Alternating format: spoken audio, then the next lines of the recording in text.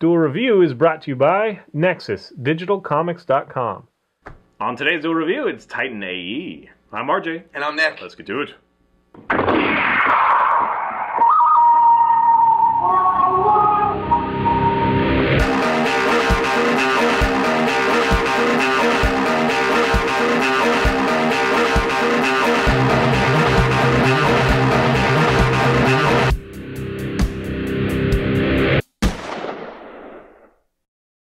Today is the 11th of October, and we're taking a look at the animated film Titan A.E. That's right, and it came out in 2000. Actually, just 2000. I was about to say a number after, but it came out in 2000. It was directed by 2000. And it was directed by Don Bluth and Gary Goldman. Thank you. And the story. This was one of the movies that I saw in the theaters, and I was really, thrilled to have an animated film, especially, one like this in the theaters. And I went and watched it, and I loved it. And unfortunately, the box office did not do too well, but it did gain a cult following afterwards. So basically, the story follows the last remaining survivors of Earth, essentially this alien race that's made purely of energy called the Dredge, come to Earth, destroy the planet. It's never really clear why they wanted to destroy humanity. Yeah, it's alluded to that they're afraid that the humans will get to a point where they'll be in danger themselves because of the humans. Right, and I think that I don't know why we would want to exterminate them, but yeah, I think it's touched. I think it might be one of those. There was two novels that came afterwards, like they're prequels, but they came after the movie, obviously. And I think they're really stupid title, like Kale's story and Kima's story, or whatever the hell her name was. And I think by stupid you mean appropriate. Yes, by appropriate. And I think they go on to explain that it was like a self-fulfilling prophecy that the Dredge were in fear of. So, or became a self-fulfilled prophecy. So I think that's kind of part of it. But anyways, so the Dredge blew up the planet. The humans are scattered. Down and out. Yep, they're scattered. They've built colonies out of their escape pods. And you have Kale, who's played by Matt Damon, and he's the only person who can create a world, bring the humanity back together. Well, it's because he has a map, and it's triggered by a ring that his father gave him. And it's genetically encoded, so only he can do it. He's the right. last that's really the only reason. It's not because he's like, superpowered or legendary or whatever. So he literally is the only person genes. Because it's the same genes, right? Which is an interesting story. One that I happen to love. So you have the Dredge chasing them. You have Bill Pullman's character, what's his name? Captain Corso. And he's trying to help, but there's some other things going on, which is interesting. What I really love is just the humor involved, and I love the voice acting. I happen to love Nathan Lane in this, who plays, what's the character's name? Preed? Is that it? Preed? Yeah. So Preed is the alien, and he's kind of this. It's just fun. I love Nathan Lane in this role. John Leguizamo. John Leguizamo, I love as Goon, because at times you're like, is it really John Leguizamo? And you're like, oh yeah, that's John Leguizamo. It's being hilarious. It's just fun. And Janine Garofalo. Janine Garofalo plays Stiff. Yeah, it is a short part, but it's a very powerful part, and I really like her. And then Drew Barrymore. And then Drew Barrymore, who plays Akima. And out of all the voice actors, and there's a lot of great voice actors, she is the worst of them, unfortunately, because I did like E.T. once. So. Well, I still like E.T. Well, yeah, but you're talking about the revamp thing. Man. But anyway, yeah. Well, okay, I know you like this film a lot, and you were like, what? You don't like that film? Because I like it. I just don't like it. I do. I brought up the fact that there's a huge cult following. I'm one of those members. I happen to like this movie a lot. To me, Drew Barrymore sucks. Yes. Not always. Just this portrayal especially sucks. It's so dry and stilted, hackneyed. It just sucks. It's just not right. And then I really hate the stupid stiff, the kangaroo lady with the huge legs. Janine Garofalo. That's just stupid. I like her. Yeah, I hate Janine Garofalo's huge legs. No, the character just kind of silly. It's stupid. And then those are just minor things. I can get over them. The biggest thing that I have a problem with, and I do, again, like this film overall. I did enjoy it. I just watched it, like, literally again. And I don't like all the little inconsistencies. Like, we have the whole what are they called? The angels or whatever that are flying with the ship. And they have whale noises in space. Space is a vacuum, okay? Like, I understand the laser guns and stuff. It'd be boring if it was all blank. But this is literally, like, solely a creature, sounding the... like the whale stuff in space. They speak telepathically. That doesn't make any sense. Okay, and then also, like, the same scene, actually, they're flying through this weird, like, structural clouds with electricity or whatever. And obviously it's a big deal that he's almost hitting these. And then all of a sudden, he goes right through them. It's not a big deal. And he goes through it on the way out, and it's not even alluded to. I think he was just trying to have fun by zigzagging through it. No, I know, but the guy that he was with was like, like, be careful, you're going to hit that thing. And then it's like, it doesn't make any sense. There's just lots of little inconsistencies. Like, okay, like, I'm sorry, Corso, bad guy, he decides to sell out his own race, and then magically he has a change of heart. Well, like literally in the same minute, and he doesn't even know what's going on. That's the thing. Is he goes from 1 minute, he's like jut out into space, and then he gets no details. But when he comes back, he's a different person deciding to go the different way. I can explain that. You see, in high school, I got picked on a lot, and what happened was I punched the guy who was constantly picking on me, and then we became friends. So now that Corso got his ass handed to him, he's now friends. This is beyond that. This is I'm your friend, and I'm going to give my life for you without a question asked. Well, it makes no sense. He's a great friend. If he is a horrible person, whatever. Just these little inconsistencies that crop up. The biggest. I mean, I can forgive all of that. Again, I'm a huge fan.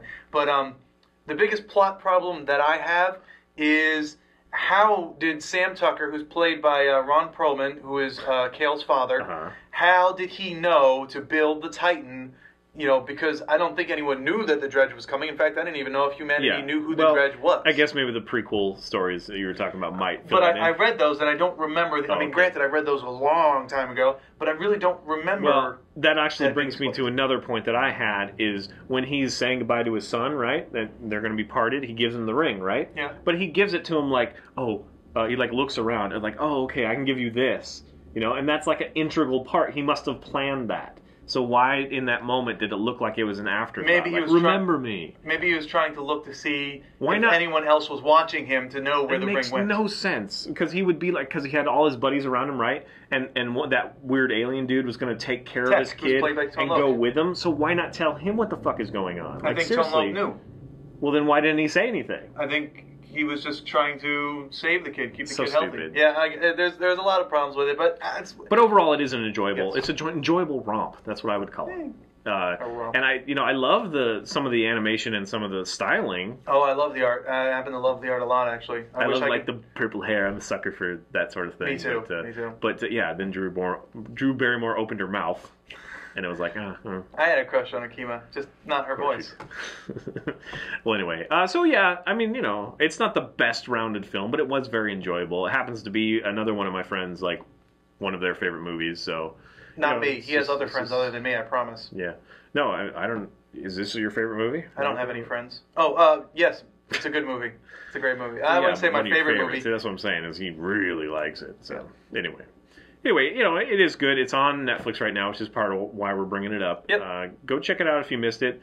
Every time I saw the cover, I was like, I hate that film. But I don't. When I actually watched it, like, he's like, let's review this. And I'm like, oh, crap. But I watched it again, and I don't hate it. I don't know why I get that impression. Yeah, I don't know. There's something that must have sat with me and then, like, festered. And I just don't like it. So, maybe I'm going to go on record that I do like it. Yeah, stiff legs are stupid to me. But I do like it. It's just not well polished, I guess. I don't know.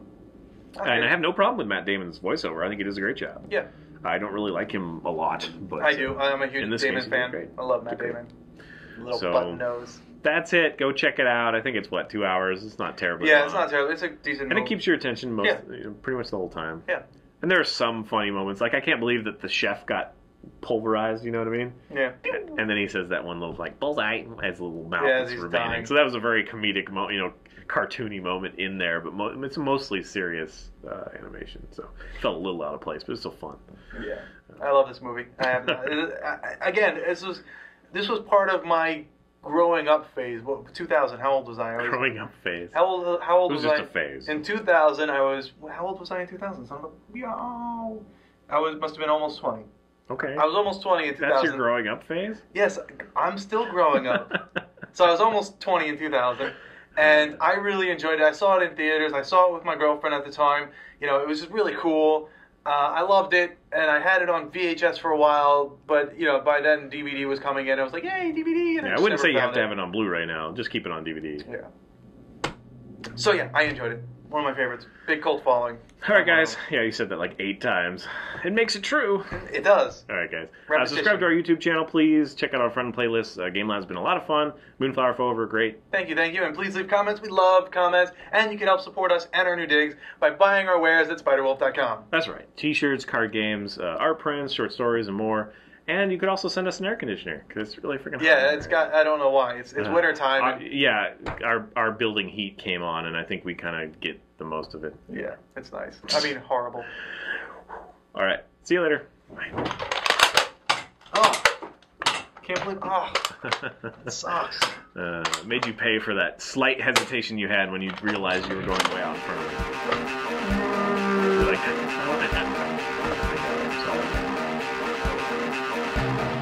coming up, the movie Risk Cutters. Damn it. Hello, everybody. Welcome to Duel Review. We are doing the 2000. We are doing the 2000 animated film, Titan A.E. Starring Matt Damon, Drew Barrymore, Bill Pullman, Nathan Lane, John Leguizamo, Janine Garofalo. I'm missing someone. Ron Perlman's in there. Yes, he is. He's the father. Sam Tucker. Alright, let's go. Oh, and Tone Loc. That's what I forgot. How could you forget Tone Loc? Oh. Oliva. Tone Loc. Didn't he do Funky Cole Medina? Was that him? On today's Duel Review... I haven't... You're speaking Spanglish. I don't know what you're talking about. Funky Cole Medina. I don't know what that is. From the 80s. Who cares? I'm Art. I'm RJ. No. Sorry, 10th? 11th. God, I hope it's the 11th. Yesterday we said 10th, yes. Hey, everybody. Today is October 10th, and we're talking about, It's the 11th. Shouldn't have said 10th, because that's stuck in my head. Don Bluth. It's your fault. And Gary It's your Goldman. fault, not my fault. It's October, Gary Bluth, what? It's October 11th, and I'm saying that the directors are Don Bluth and Gary Goldman.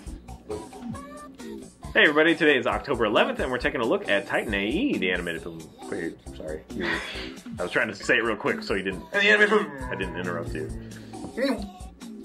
And I did foom, like movie film. Today is the 11th of October, and today we're taking... Shit, it's hot in here.